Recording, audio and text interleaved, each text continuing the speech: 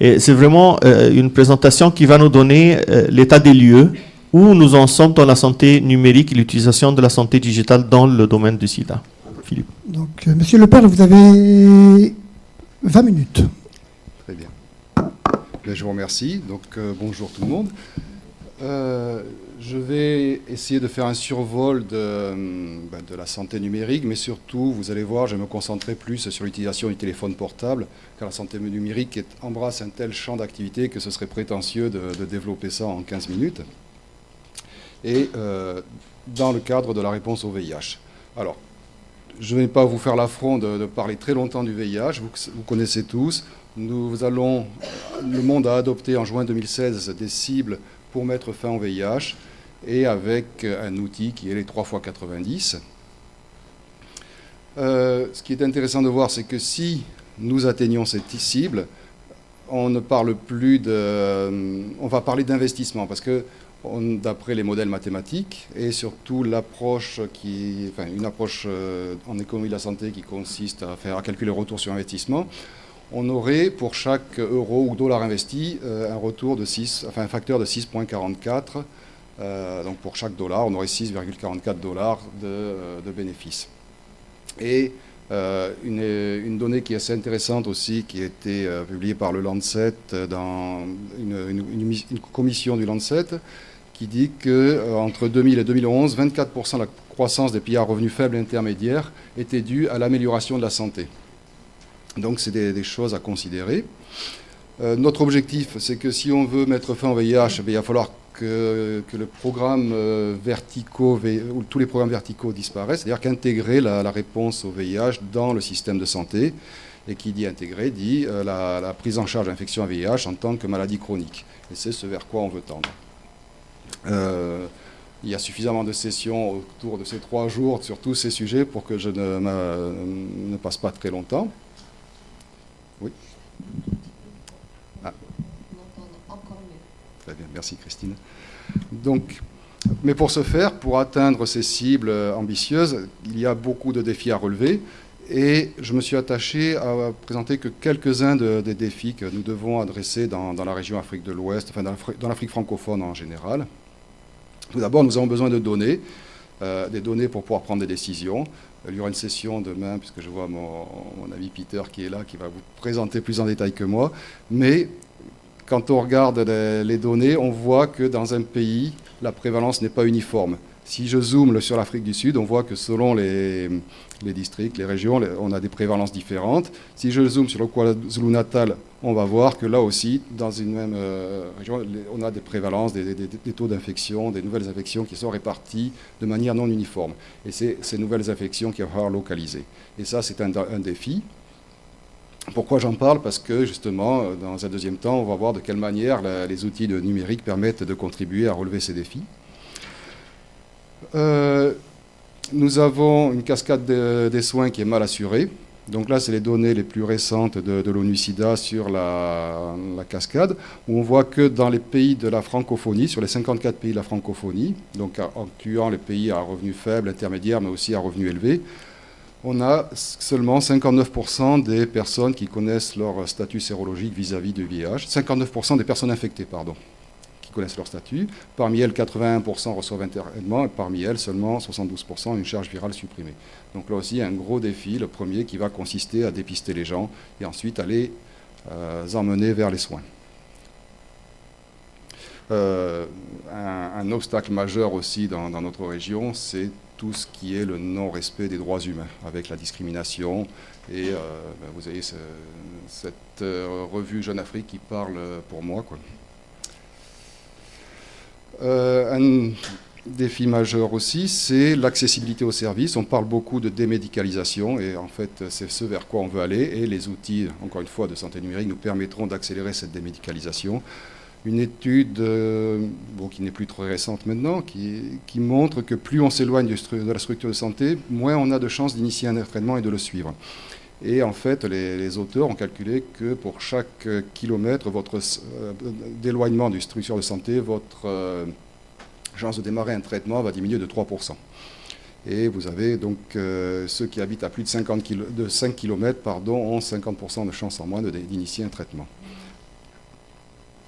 Alors, est-ce que la santé numérique peut changer la donne? C'est la question à laquelle nous allons apporter des éléments de réponse. Donc nous, parce que je ne serai pas le seul, mes collègues vont interagir après. Donc, quand on parle de santé numérique, comme je vous le disais, c'est très très vaste. Donc on distingue en premier tout ce qu'on appelle la e-santé. La e-santé, c'est l'utilisation des technologies de l'information et de la communication pour la santé. Et donc c'est les ordinateurs, c'est la télévision, c'est les téléphones portables, c'est les tablettes. C'est tous ces outils constituent, leur utilisation constitue la e-santé. Et à l'intérieur de cette e-santé, on distingue une composante qui est celle utilisant les outils mobiles, donc la m-santé. Des choses très répandues dans nos pays du Nord, ce sont les capteurs de données. Donc ça, la plupart, certains d'entre vous ont déjà les petites montres connectées, Fitbit, Apple Watch, etc., qui vous permet de suivre au quotidien vos battements cardiaques, le nombre de pas, ce que vous avez mangé, etc. Mais on a des outils beaucoup plus poussés pour suivre la pression artérielle, pour suivre le taux de glucose dans le sang, pour tout un tas de choses qui se développent. Et je ne vais pas m'étendre là-dessus. Ensuite, nous allons distinguer tout ce qui est télémédecine et télésanté. Donc la télémédecine, c'est l'utilisation, encore une fois, des outils de communication pour rapprocher le patient du clinicien. Et ça, c'est très utile dans des endroits très reculés, où on a des expériences assez intéressantes. Donc comme on voit la photo là-haut, où la personne au fin fond de je ne sais quel pays, Niger, Mali ou ce que vous voulez, peut faire une échographie et en même temps le résultat de l'échographie est interprété à Genève et restitué immédiatement au clinicien qui aura, ou à l'agent de santé qui n'est pas un spécialiste ou ni un pédiatre ou ni un gynécologue. Vous avez tout ce qui est utilisation des médias sociaux. Donc là, je ne suis pas du tout un spécialiste, mais bon, c'est les Twitter et les Facebook, etc. Et un domaine dans lequel je ne vais pas m'aventurer aujourd'hui, mais qu'il faut considérer très rapidement, c'est tout ce qui est blockchain. Vous avez entendu parler des bitcoins, donc toute cette technologie qui est derrière, et tout ce qui est intelligence artificielle, où là, tout à l'heure, Annie me parlait de choses qu'on fait qui sont assez extraordinaires, où avec un simple appareil photo, il m'expliquait une petite caméra qu'on connecte sur l'iPhone, on peut et des logiciels d'intelligence artificielle, en prenant la photo, on peut détecter le cancer du col de l'utérus, des choses comme ça, des choses assez révolutionnaires. Donc voilà, tout ça, c'est ce qu'on va parler de santé numérique. Et aujourd'hui, dans le cadre de ma présentation, je vais m'attacher plus à la santé mobile. Donc l'utilisation de cet outil. Alors pourquoi? Moi je travaille à l'ONU-SIDA, je ne suis absolument pas informaticien, je ne suis pas l'informatique médicale, je n'y connais rien. Et pourquoi je me suis intéressé à ça? C'est parce que quand vous allez dans le moindre village plus reculé, vous avez deux choses que vous trouverez, c'est Coca-Cola et un téléphone portable. Et quand je vois, moi je suis d'une génération où les iPhones, etc., on n'est pas né avec, mais quand je vois comment les jeunes, mes enfants s'en servent et m'expliquent, sans avoir jamais eu d'iPhone, m'expliquent comment ça marche, je dis, mais attends, il faut changer de logiciel, il faut que la réponse au VIH s'adapte à tout ça, quoi. Et c'est comme ça que je me suis retrouvé investi dans ces nouvelles technologies. Alors je n'y connais toujours pas grand-chose, mais par contre j'aime bien l'usage qu'on peut en faire. Et c'est ça que je trouve absolument passionnant, c'est la manière dont on va se servir de cette technologie pour le bien des gens et des patients. Donc, comme je vous disais, est-ce qu'on peut parler d'outils nouveaux, dans ma diapo précédente, pardon, c'était ma question, ou une utilisation nouvelle d'outils anciens? Alors, pourquoi c'est intéressant? J'ai déjà anticipé, c'est que on a beaucoup parlé depuis hier, et je pense qu'on va encore en parler aujourd'hui et demain, de tout ce qui est autotest, les point of care, bon, je ne vais pas revenir là-dessus, les approches différenciées, tout le travail de démédicalisation, les nouvelles formulations d'antirétroviraux, les nouveaux partenariats publics-privés et société civile, une nouvelle gouvernance avec les villes sans sida, donc où maintenant on voit que le ministère de la Santé n'est plus le seul à être impliqué, mais que les municipalités jouent un rôle majeur, etc., etc. Et tous ces acteurs vont avoir une nouvelle façon d'utiliser le téléphone mobile.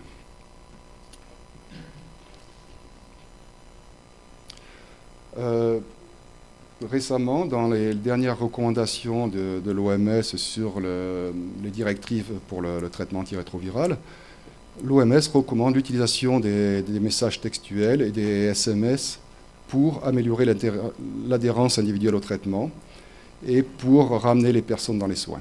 Alors, s'il le recommande, c'est que c'est basé sur des évidences, donc c'est qu'il y a eu suffisamment de publications scientifiques démontrant un effet positif. L'OMS aussi recommande d'explorer les partenariats publics-privés pour avoir des programmes qui soient à l'échelle et ne pas avoir des petites interventions, mais des programmes directement conçus pour être à l'échelle. Et si vous regardez, enfin je ne l'ai pas noté ici, mais quand on regarde le GSMA c'est l'Association mondiale des opérateurs de téléphonie mobile, eux aussi ont fait des rapports démontrant que plus vous impliquez d'opérateurs téléphoniques, plus les chances de succès sont réelles et plus vous pouvez passer à l'échelle. Et dans un autre rapport, donc l'OMS, là c'est l'Observatoire mondial de la santé numérique, l'OMS conclut en disant que la couverture médicale universelle ne pourra pas être atteinte sans l'apport de la santé numérique. Donc on est dans un monde qui est en pleine digitalisation et le train de la santé numérique est déjà en marche et soit on regarde passer le train, soit on monte dedans, soit on conduit la locomotive. Donc je pense que c'est un des messages que je voulais faire passer. Donc, comme je vous disais, nous avons de plus en plus d'évidences, de plus en plus de publications montrant les bénéfices de la santé numérique. Alors, malheureusement, on montre les bénéfices, on montre le potentiel, mais on n'a peut-être pas suffisamment de publications démontrant l'impact. Et encore une fois, ou pas encore une fois, mais j'insiste sur un autre fait, c'est que, et je reviendrai dessus dans le reste de ma présentation, c'est que toutes ces études sont principalement dans des pays anglophones, bon, publiées en anglais parce que les revues sont anglophones, mais très peu d'études dans les pays francophones.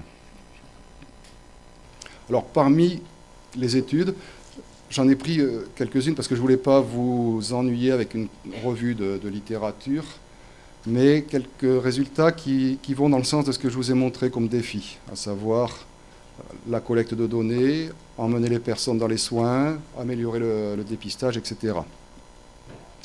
On a vu une étude récente donc en Afrique du Sud et une autre en Zambie qui montre que la santé, enfin les outils de santé numérique peuvent améliorer le recours aux soins chez les gens qui ont fait un autotest, qui ont eu un autotest positif. En Australie, à Los Angeles, bon, ce ne sont peut-être pas des pays à revenus faibles ou intermédiaires, mais on a montré qu'il y avait une forte acceptabilité des populations MSM de recevoir leurs résultats de dépistage VIH par le téléphone portable. Je n'ai pas cité toutes les études, mais on a montré que, et donc dans une revue systématique aussi, que les interventions utilisant les outils de téléphonie mobile ont un effet positif sur l'augmentation du dépistage auprès des populations clés. Il y a eu beaucoup d'études, dont Cochrane, qui ont conclu à l'amélioration de l'observance thérapeutique grâce à la santé numérique. Idem chez les enfants. On a montré sur 23 pays, Fox et Rosen, que ce qui s'appliquait aux adultes s'applique aussi aux enfants, parce que les mamans vont mieux suivre le traitement pour leurs enfants si elles ont accès à la santé numérique. Beaucoup d'études ont montré l'effet positif sur la cascade de la prévention de la transmission mère-enfant, mais par contre, toutes ces études, j'en ai vu très peu, voire pas du tout, qui ont montré une amélioration de la rétention dans les soins. Et là, c'est un défi majeur, parce que vous savez très bien, autant que moi, qu'on a près de 30% de perdu de vue dans les 6 premiers mois après l'initiation du traitement. Et donc, ce défi, malheureusement, on a eu une étude au Kenya qui a montré qu'il y avait un bénéfice possible, mais qui n'a pas démontré le bénéfice réel ou l'impact. Donc il y a encore des travaux à faire dans ce domaine. Vous savez, peut-être, ou enfin, pour les experts en PTME en tout cas, j'ai entendu parler hier pas mal aussi du diagnostic précoce chez l'enfant. Mais il faut savoir, par exemple, comme dans un pays comme dans l'Afrique du Sud, 50% des résultats du diagnostic précoce n'arrivent jamais aux cliniciens. Et donc, avec l'utilisation des outils de santé numérique, on assure la transmission de ces résultats et on augmente le rendu des résultats. Et on réduit le temps de rendu des résultats. C'est beaucoup plus rapide. On a aussi des expériences où les résultats sont transmis par des imprimantes SMS compatibles. Donc là, et c'est encore une fois parce que entre l'échantillon qui est emmené à la capitale et puis le résultat qui doit revenir au fin fond du pays, il y a beaucoup trop de déperditions. On a vu, dans plusieurs études aussi, que c'était un outil utile pour améliorer les connaissances des agents de santé communautaire. On parle de 2 millions d'agents de santé communautaire, on a parlé de cette initiative hier, mais ça sera un outil aussi de renforcement de leurs capacités, de meilleur suivi de leur travail et de meilleure supervision de leur travail. En Afrique du Sud, on utilise aussi ces téléphones-là pour améliorer les compétences des agents, enfin pas des agents de santé communautaire, mais du personnel soignant. En Tanzanie, on a une application qui permet d'avoir l'algorithme de dépistage, c'est-à-dire le protocole, et on voit qu'il y a une meilleure adhésion au protocole que quand c'est sur un protocole sur papier. Parce que sur papier, on saute des questions, etc. Sur le téléphone, vous ne pouvez pas faire autrement. Si la fièvre A, faire ça, s'il n'y a pas fièvre, faire ça, etc. Et ça réduit le temps d'attente des patients. Donc il y a une forte adhésion des personnes à ce genre de choses. On a montré, de nombreuses études ont montré l'importance de l'utilisation de ce genre d'outils pour la collecte de données. Et oui, on a DHIS2, ça c'est très bien, mais dans beaucoup d'endroits, les données sont encore collectées sur du papier, puis du papier transmises au niveau du district au niveau province, où elles sont saisies sur informatique et envoyées au DHIS2. Et tout ça, ça prend 2-3 mois, ce qui fait qu'on n'a jamais de données en temps réel. On peut aussi collecter pour un certain nombre d'indicateurs des données directement dans le centre de santé et les envoyer par réseau 2G au niveau central au DHIS2. C'est faisable, on sait le faire. Et ça fera des données en temps réel et de meilleure qualité. Là, je déborde un peu, c'est plus dans le VIH, mais pour le paludisme, il y a le partenariat SMS for Life qui gère les stocks d'antipaludéens grâce au smartphone aussi. Et donc là, ça fait une meilleure gestion des stocks. Vous voyez, tout un tas de choses. Et là, ce ne sont que quelques exemples en rapport avec les défis que je vous ai présentés. Voilà, il me reste 3 minutes, je vais essayer d'aller très vite. Donc, beaucoup d'acteurs interviennent dans ce domaine, beaucoup d'outils existent. Malheureusement, aucun outil en langue française, tout est fait en langue anglaise, que ce soit l'OMS, l'USAID, GSMA, etc. Et beaucoup de défis. Alors là, les défis, mes collègues vous en reparleront aussi, il faut se faire parler les outils entre eux. On a beaucoup d'outils qui existent, mais on collecte les données avec des outils différents et ces différentes bases de données ne se parlent pas entre elles. Donc il faut que les outils se parlent entre eux. La connectivité, ça peut être un enjeu majeur. Donc développer des applications smartphone là où l'accès à la téléphonie, à l'Internet mobile n'est que de 10%, par exemple, ça n'a pas de sens. Donc il faut vraiment voir les problèmes de connectivité. Stop à la pilotite. On a la chance, on est dans une région francophone où il y a très peu de choses qui existent. Il y a beaucoup de choses à créer. Prenons l'exemple sur l'Afrique de l'Est. Vous allez dans un pays comme l'Ouganda ou le Kenya, il y a plus de 200 ONG qui travaillent avec 200 startups différentes, avec 200 applications différentes. Et aucune de ces applications n'est faite pour être intégrée dans le système de santé. Ces applications vont s'arrêter avec la fin du financement, etc. Et tout ça, ce sont des projets pilotes. Donc arrêtons les petits projets pilotes et construisons des projets qui répondent à ces défis et qui vont à l'échelle. Les partenariats publics-privés, société civile, construisons, et Ralph, notre collègue, pourra nous en parler, construisons avec les opérateurs. Dès le départ, prévoyons le modèle économique. Il faut que ce modèle économique soit pérenne. N'oublions pas, nous sommes dans le VIH, donc le respect des droits humains, la confidentialité. Mettre en place toutes les règles qui assureront la confidentialité de l'utilisateur. N'oublions pas que beaucoup de gens se partagent le téléphone. Donc un message, ne serait-ce qu'un petit SMS, n'est pas anodin. Donc il faut vraiment prendre toutes les mesures nécessaires pour que ce SMS ne fasse pas plus de mal que de bien. Toujours impliquer les utilisateurs. Donc les personnes vivant avec les VIH doivent être impliquées de l'idée, du développement de l'idée jusqu'à l'analyse de l'impact du programme, à tous les stades du programme. Et enfin, pas encore enfin, ne pas négliger le ministère des Télécommunications. Dans ma petite expérience en Côte d'Ivoire, j'ai travaillé beaucoup avec le ministère de la Santé et pas avec le ministère des Télécommunications, et ça a retardé la mise en œuvre de mon projet de plus d'une année. Il faut impliquer les télécommunications dès le départ aussi, dès la conception. Et enfin, n'oublions pas une chose essentielle, c'est l'accès, l'iniquité basée sur le genre. J'avais quelques données, je sais, on n'a peut-être pas trop le temps, mais Par exemple, d'une manière générale, dans les pays à revenus, à ressources limitées, les femmes ont 14% de chances en moins d'avoir un téléphone mobile que les hommes. Au Niger, c'est 45% de différence d'accès à la téléphonie mobile entre les femmes et les hommes. L'utilisation n'est pas les mêmes. Les femmes vont préférer l'utilisation vocale, les hommes le SMS et l'Internet mobile. Enfin, alors, juste, on va passer la diapo très vite pour vous dire qu'il y a un gros déséquilibre. Regardez, vous regardez le Nigeria, vous regardez le Ghana, c'est le nombre de projets de santé numérique recensés. Vous regardez les pays francophones, vous avez le Mali 9, le Burkina 2, Côte d'Ivoire 7.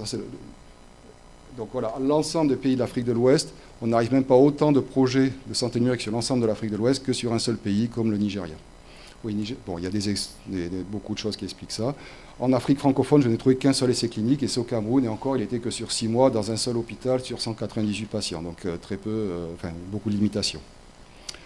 Enfin, je vous engage, si vous êtes intéressé par le sujet, à lire ce numéro de Médecine et Santé Tropicale, qui est un numéro spécial dédié à la santé numérique, où vous trouverez beaucoup d'informations, dont des choses que je n'ai pas développées, mais dont j'ai fait allusion, comme la télémédecine, comme, bon, j'en ai pas parlé, mais l'Observatoire de la santé numérique, etc. Donc ça, je vous engage vraiment à y jeter un coup d'œil. Pour conclure, les 3 messages que je voudrais vous faire passer, c'est que j'ai essayé de vous convaincre que cet outil était peut-être l'avenir, mais ce n'est pas un outil miracle. C'est un outil parmi d'autres. Donc le programme, on ne va pas construire un programme parce qu'on a un outil téléphone mobile, mais on doit utiliser le téléphone mobile pour répondre à un besoin et construire un programme qui reprendra avec un besoin en intégrant cet outil parmi d'autres. C'est pas spécifique, ce que je vous ai dit, parce qu'on est dans le cas du VIH, ce n'est pas spécifique au VIH. Tout ce qu'on doit construire, on doit construire pour une approche multimaladie. En fait, en utilisant ce genre d'outil, le patient devient un partenaire. Il devient responsable, il doit être responsabilisé dans sa démarche de soins. Et enfin, vraiment le conseil que j'aurai à donner à tous ceux qui veulent se lancer dans la mise en place de programmes, c'est de vraiment considérer les quelques défis que je vous ai présentés. La diapo précédente avec les cases bleues. Voilà, je vous remercie pour votre attention.